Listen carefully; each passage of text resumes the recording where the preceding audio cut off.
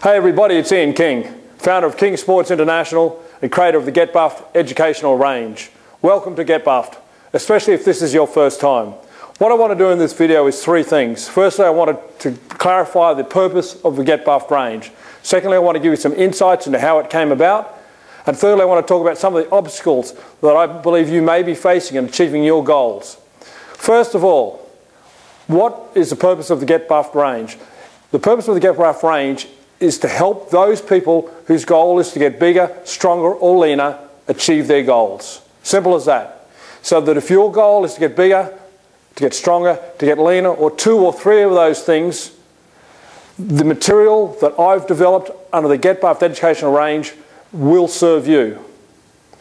Secondly, how did the Get Buffed range come about? I want to tell you a little bit about my story in getting buffed. It began a long time ago. At least that's what my kids tell me anyway.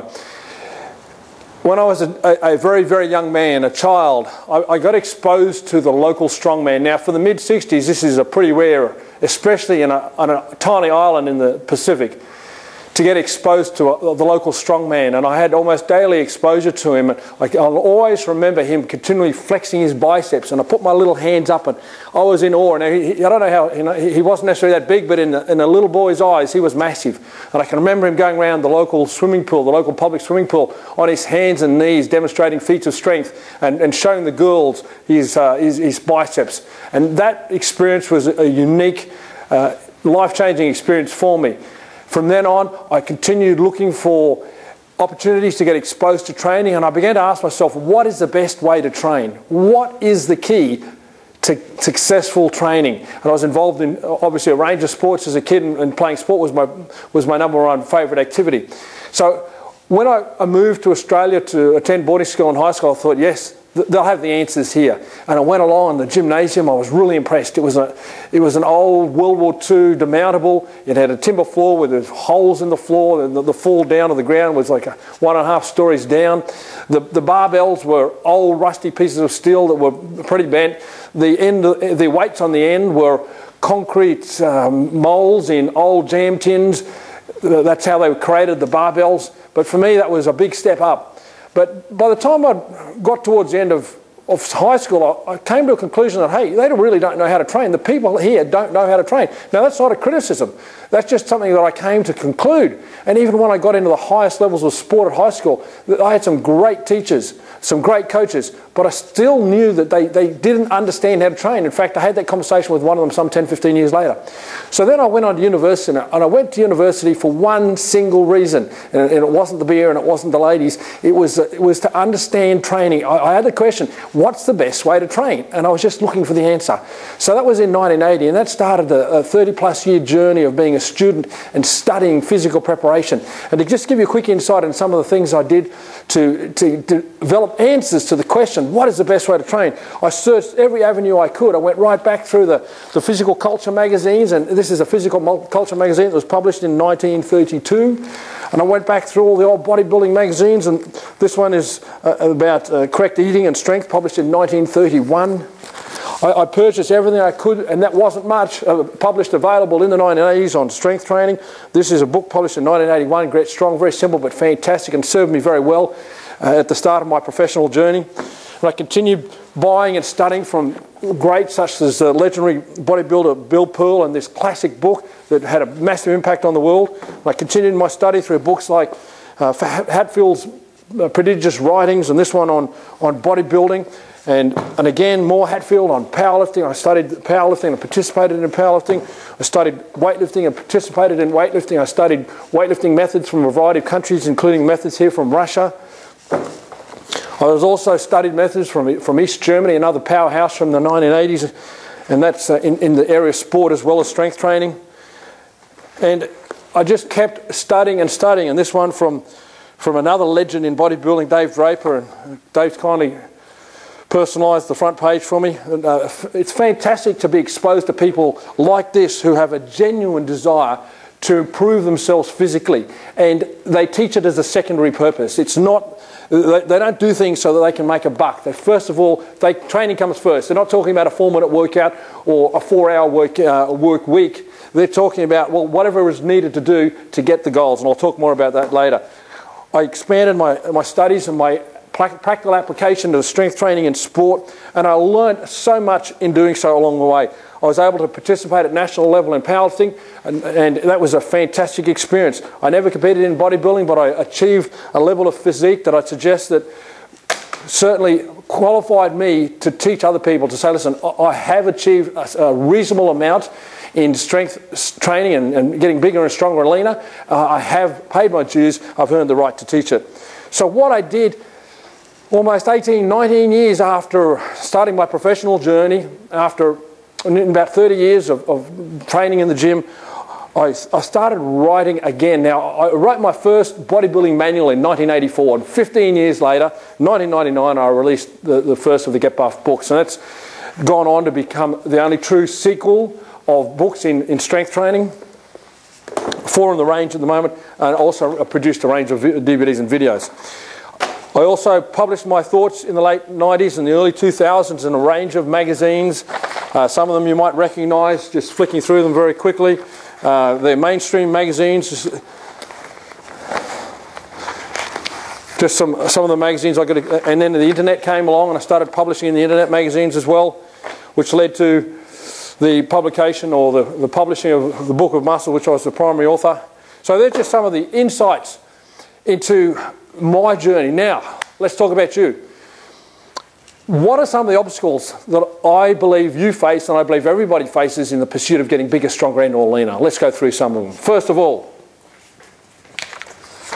let's talk about commercialism. Now, my personal experience and observations span back to the 1960s. And from what I've seen, there's always been ads in bodybuilding magazines. However, when the writers wrote about their training methods and their diet, etc., they, in my opinion, were not influenced in the 60s and the 70s by too much commercialism. However, by the time we got in the 80s, commercialism tainted training programs, nutritional recommendations, and in particular equipment. It's almost to the point where all equipment training is commercially influenced. Now, personally, I don't teach you a lot about equipment because I'm not interested in the commercialised side. I simply want to know about training, and it's not about equipment. So commercialism is a massive obstacle now. It's, you know, if we'd been training in the 50s, it mightn't have been too much of an issue. We could cut out a little coupon, send it away in the mail order, and maybe get Charles Atlas's "Don't kick sand in my face" ever again. But you face a major obstacle because it taints everything you read. Let's talk about number 2. Ergogenic aids. Now, this is not a morality discussion about drugs. This is my observations. Once drug use became more epidemic in sport and in bodybuilding in particular, it influenced and shaped your training advice. So in particular, again, during the 80s, by the 1980s, all the bodybuilding magazines publishing training programs on incredible volume, written by people who use drugs, written for people who use drugs, used by people who didn't use drugs. And I saw a major problem with that. And a lot of the writings I did in the 1990s, I said, listen, the majority of people don't use drugs. The majority of the people have a job, they've got a family, they've got a mortgage, they've got life stresses. They can't do the volume and the intensity. They can't go to failure every time. They can't do so many sets, etc. And I gave really clear guidelines to help people overcome what I considered to be a major obstacle. And that obstacle was in bodybuilding and in sport. And it's important that somebody gave the people who weren't using the ergogenic aids an opportunity to get results in their training. Let's talk about number 3. Science. Now, you might be surprised by this, but I see science in a large part as an obstacle. Yes, science does serve us, but let me go back and look at some of the downsides of what's been happening. When I first read about how to make a protein shake in the 1970s, say, Iron Man magazine by the Raiders, it was fantastic information. But then in the 1980s, I'm reading in science, and I go to university and they teach me, hey, you don't need any more protein than the average person.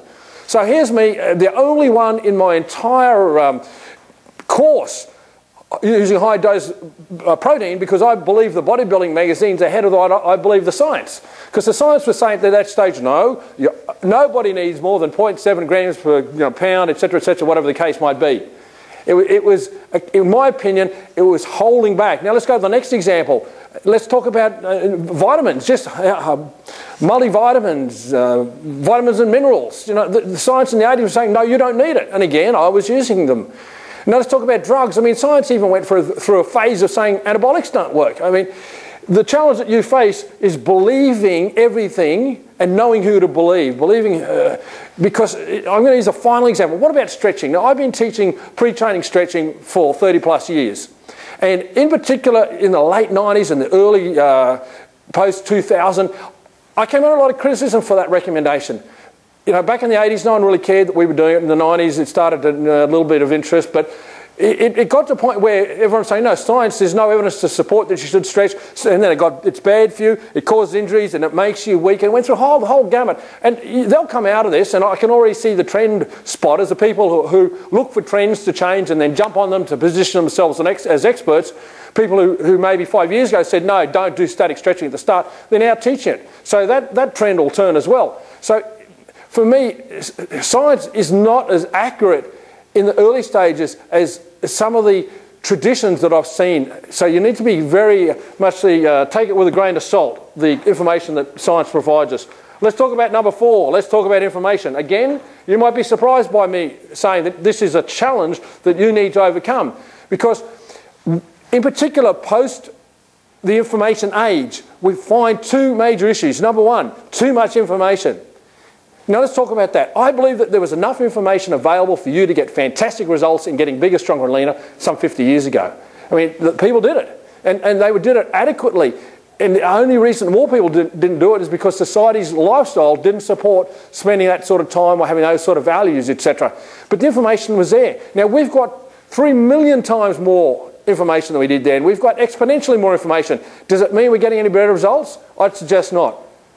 Because you can be so confused by the information that's out there. Now, an additional factor comes in. In the information age, I can be a 40-pound weakling. I can be a geek. I can still have sand getting kicked in my face, and I can write an article or publish a book on how to get bigger and stronger, and you've probably read it.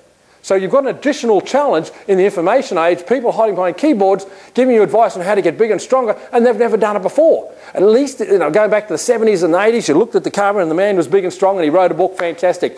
And now I'm reading articles and books by people who've, you know, it's a hobby for them, it's not a passion, and they've never achieved the goals of getting bigger and stronger. So I'm a little bit concerned for your exposure to that. Let's talk about number 5. You, finally, obstacle, you. Now, the challenge that you face now is no different than the humans faced in the past and humans will face in the future. There's some aspects of human traits that you need to overcome about your belief of what you deserve, your willingness to work, your work capacity and your discipline. And one of the challenges that comes in here, especially in the information age, where you've got marketers whose goal is to make it easy for you to buy their material. So they'll make it easy for you and they'll write you easy programs and they'll tell you you can get a result in a 4-minute workout. Well, I'm going to tell you this, in my opinion, that's crap. In my opinion, getting results isn't easy, but it is rewarding, and that's the difference. It's not easy, it's rewarding. And I am not going to be telling you that getting results is easy. I've never met a high achiever in any endeavour who found that, hey, it was really easy to do a few minutes a day and I achieved my goals. That's an absolute load of rubbish. You will need to apply yourself, you'll need to be disciplined, and it doesn't need to consume your life, but you are going to have to overcome a number of aspects about you and your lifestyle to achieve your goals in getting bigger, stronger, leaner. So I trust that little discussion has served you well, in the same way that I trust that your venture into Get Buffed, your involvement in the Get Buffed educational product range will also serve you. I know that there is some fantastic value for you in the Get Buff range, and I also believe that the Get Buff material will serve you for life. It's just not a short-term thing.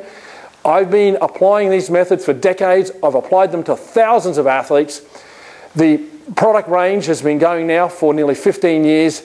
It will continue to go. It is evergreen. It will serve you for life. So I look forward to hearing the results that you get from applying the training methods and the concepts and innovations I've developed in my journey in getting buffed.